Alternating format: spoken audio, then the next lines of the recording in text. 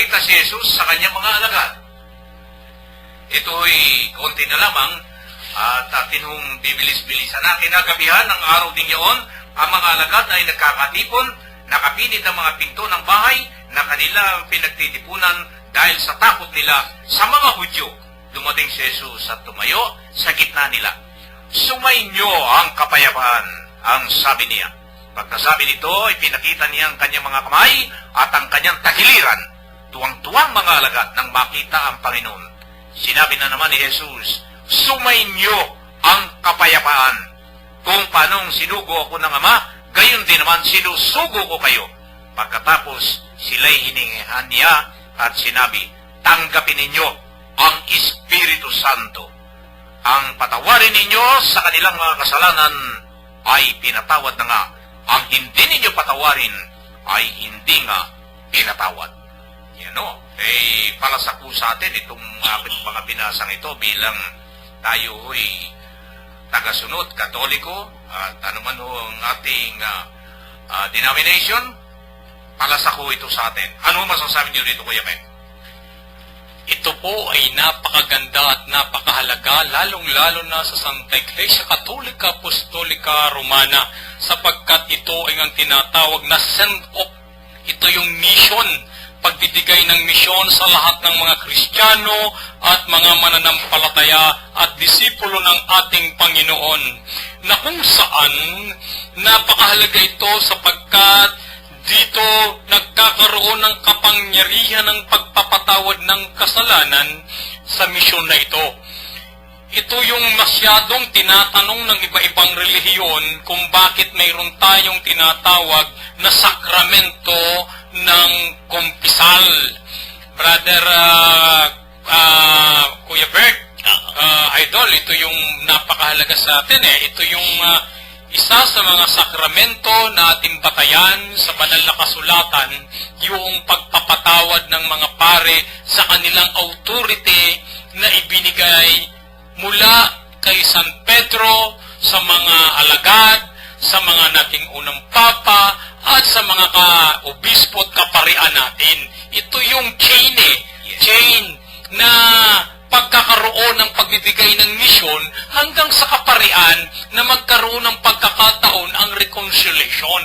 Ma-reconcile yung mga mananampalataya na naniniwalang sila'y mapapatawad ng Diyos at muli silang makababalik sa piling ng Diyos. Ang problema, maraming ang tumutilik sa dito na hindi nila naunawaan, pero nakalagay na at nakabatay sa banal na kasulatan, Kuya Beg. So, marahil po, dahil lang sa kulang ang oras natin sa mga susunod na panahon, ay tatalakayin po muli natin ang mga bagay na ito sa isang tinatawag nating dugma ng simbahan sa pananampalataya, sapagkat ito po ay doktrina na napakalinaw na lumulutang dito ang misyon ng ating pong simbahan sa ikaliligtas ng sangkatauhan. This is a mission ng mula sa pinaka-rurok ng ating simbahan hanggang sa pinakailalim ng kaparian, hanggang sa mga mananampalataya, yung tinatawag nating Sacrament of Reconciliation. Marahil sa susunod, napibigyan na ito natin ng mas malalim at mas mahabang paliwanag. Kasapagkat napakahalaga nito, doktrina ng Santa Iglesia Katolika Apostolika Romana na nagkakaroon tayo ng pagkakataon na maibalik sa ating Diyos. Yun. Kuya Bert, ano po ang masasabi niyo rito? Napakita si Jesus sa kanyang mga alagad. Alam niyo, Kuya Min, kung makikita mo rito kung gaano kahalaga ang mga alagad niya sa kanya, no? At ang ibinigay niya, hindi kayamanan na? Anong sabi niya? Sumainyo ang kapayapaan. Ano ba ang kapayapaan? Ano ba sa tao kapag may kapayapaan siya? Siguro, wala nang tatalo rito. Kahit na ano pang yaman ng mundo. Pag ang kapayapaan ng Panginoon ay nasa sayo na. Isipin mo, 2 beses niyang inulit ito Sumainyo ang kapayapaan. Kasi kapag ang kapayapaan ng Panginoon Diyos ang nasa sayo, Kuya Min, natitiyak ko sa'yo, wala kang kapro-problema. Wala kang alalahanin sa buhay. Ang lahat ng ligayang nadarama mo dito pala sa mundong ito ay madarama mo na wala ka ng takot. Wala ka ng takot na magutom. Wala ka ng takot na mamatay. Wala ka ng takot sa lahat ng bagay na nakapaligid sa iyo. Kapag ang tunay na kapayapaan ng Diyos ay nasa iyo. Siguro sa ngayon ko konti pa lamang ang nakakadama nito sa lahat ng tao na may pananalig sa Diyos. Sana dagdagan natin. Ang kapayapaan ay sumatin upang ang tunay na kaligayahan na dulot ng pagkamuhay na muli ng Panginoon ay tunay na nasa atin. Tandaan po natin, sa lahat ng taong may takot,